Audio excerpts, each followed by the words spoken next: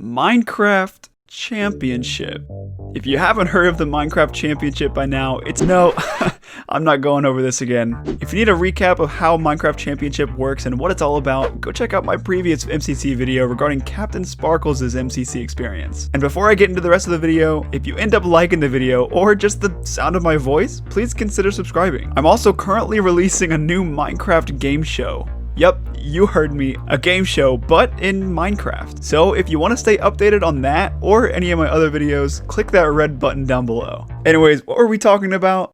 Oh yeah, MCC 13 is now upon us, and well, it's said to be the final one for a while. I mean, of course, the viewers don't want it to stop, but considering the Nox Crew's efforts over the past year, it should be understandable, seeing as it's been a monthly production for the past year. Throughout that year-long period, Minecraft Championship has definitely seen its fair share of changes. MCC has evolved, if you will, and that is exactly what I'm here to talk about. How have we gotten from MCC 1 to MCC 13?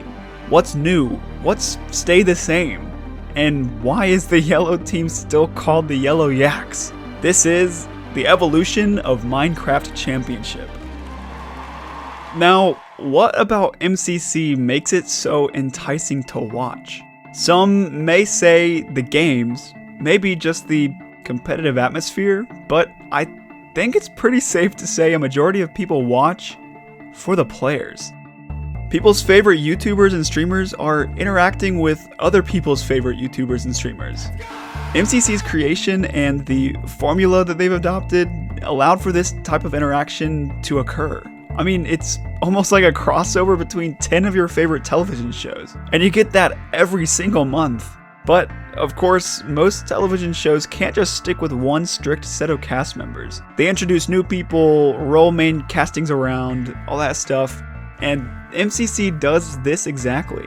We have the original MCC 1 cast members, and since then we've had between 1 and 11 new people introduced to the show at one time.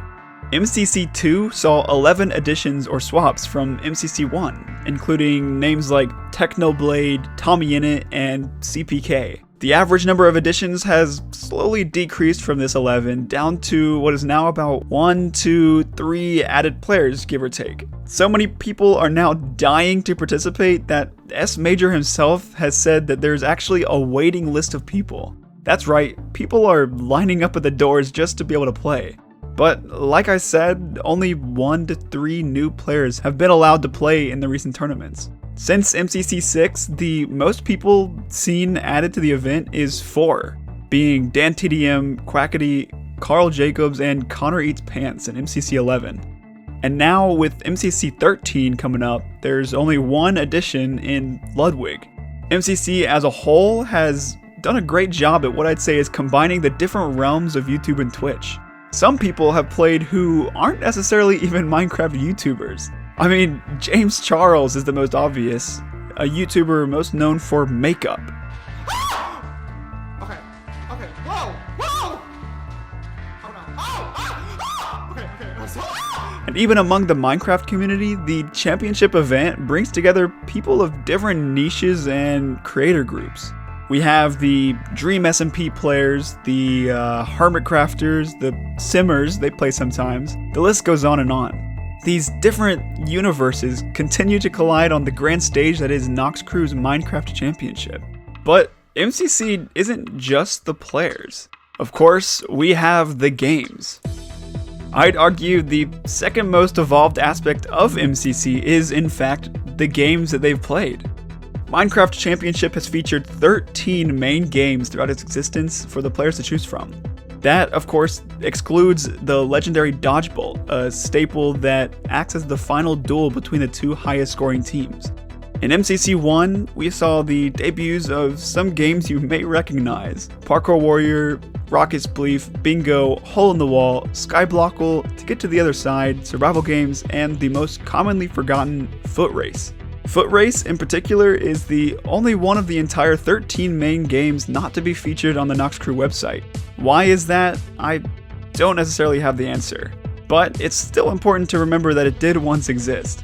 MCC 2 debuted the wildly popular Battle Box, BattleBox has since become one of the most popular Minecraft Championship games, inspiring viewers to build recreations and play it with their friends.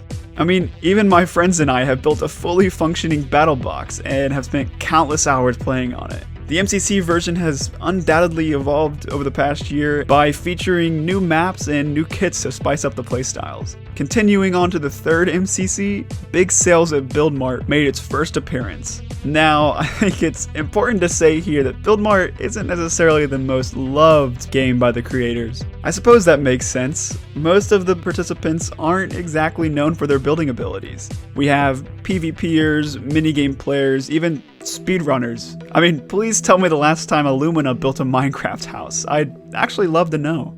Me, on the other hand, I would probably love to play big sales at BuildMart. I like building and I think I'd probably do pretty well at it. But nevertheless, despite its controversy, BuildMart continues to prevail and remains an option. MCC 5 saw the addition of Sands of Time. This game, in quite the contrast to BuildMart, is loved relatively overall. It relies on survival skills and most definitely on communication, two skills most people either already have or can develop fairly easily. And since the goal is to pick up gold around the temple, each player is directly responsible for how they do. There's no other players to fight off, it's just you and the mobs in front of you. Because of this, Sands of Time has appeared in every single Minecraft Championship since its debut and has always been one of the last two games. It's a nice finale game, and from what I can tell, the viewers also love it. Ace Race, similarly, after its debut in MCC 7, has been played in every event since. This game essentially replaced the foot race as an obstacle course racing game. For the first 5, it was run on the map Clouds, but after so many appearances, people started to perfect it, notably Technoblade, who I believe has the map's fastest time. It then switched over to Python's Crypt, which is actually a throwback to the original foot race map by the same name. It's likely to be played again in MCC 13, and I'm excited to see how players can improve their MCC 12 performances.